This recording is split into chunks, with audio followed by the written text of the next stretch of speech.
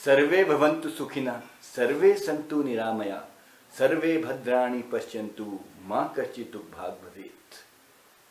नमस्कार प्रिय दर्शकों, ईश्वर से यही प्रार्थना है कि कोरोना संकट से संपूर्ण विश्व को जल्द ही निजात मिले। दर्शकों, कर्म का सिद्धांत अटल है। कर्म के बगैर कोई नहीं रह सकता, लेकिन अगर उन कर्मों में पुण्यों का समावेश हो जाए तो कहना ही क्या। ऐसी ही एक परम पुण्यदायक तिथि है वैशाख मास के शुक्ल पक्ष की तृतीय तिथि, जो कि संसार में अक्षय तृतीया के नाम से प्रसिद्ध है। कहते हैं इस दिन भगवान परशुराम का अवतार हुआ था। इसी दिन त्रेता युग का आरंभ भी माना जाता है और इसी दिन ये भी कहा जाता है कि स्वयं कुबेर जी को धनाध्यक्ष इसी दिन बनाया गया था।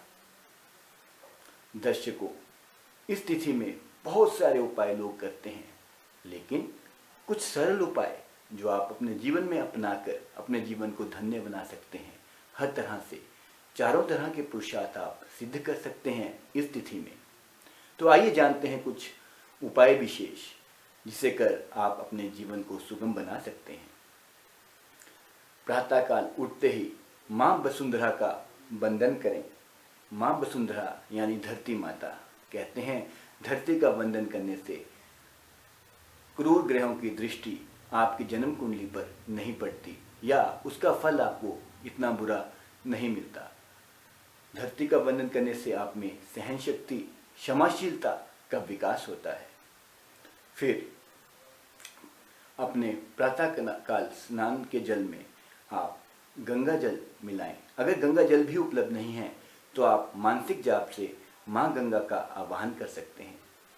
स्नान के पश्चात आप अक्षत होता है दर्शकों, जो चावल का दाना जो टूटा हुआ ना हो, उसे आप पीले रंग से रंग सकते हैं या आप उसमें केसर का रंग भी लगा सकते हैं।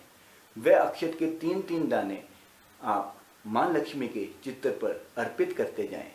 और अगर आपके घर में श्री यंत्र स्थापित है तो वह अक्षत के दाने आप श्री यंत्र पे अर्पित करें।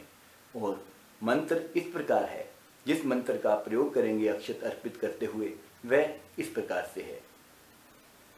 ओम श्रीं ह्रीं श्रीं कमले कमलाल्य प्रसीद प्रसीद, श्रीं ह्रीं श्रीं ओम महालक्ष्मी नमः। तत्पश्चात इस मंत्र का एक माला जाप आप अवश्य करें। आप देखेंगे चमत्कारिक रूप से धन का आगमन आपके घर में हो रहा है। दूसरा सरल उपाय है, इस दिन आप अपने घर के मेन गेट पर, दरवाजे पर हल्दी से इस प्रकार से ओम लिखें और मन ही मन ईश्वर से प्रार्थना करें कि आपके घर में लक्ष्मी का आगमन होता रहे, किसी की बुरी नज़र ना लगे। तो दर्शकों, ये बहुत ही अच्छा उपाय है। कहते हैं इससे आप अपने घर में लक्ष्मी के आने का रास्ता स्वतः ही खोल देते हैं और साथ ही आप पर किसी भी प्रकार के तंत्र मंत्र का प्रयोग भी असर नहीं करता।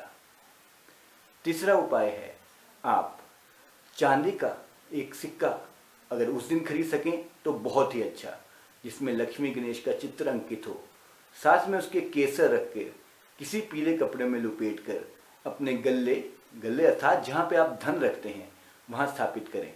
इससे भी धन आगमन निरंतर होता ही रहता है। चौथा उपाय है, आप विष्णु सहस्त्र नाम का जाप करें। अगर किसी वश आप जाप नहीं कर पा रहे हैं तो उसका श्रवण मात्र भी अक्षय पुण्यदायक है।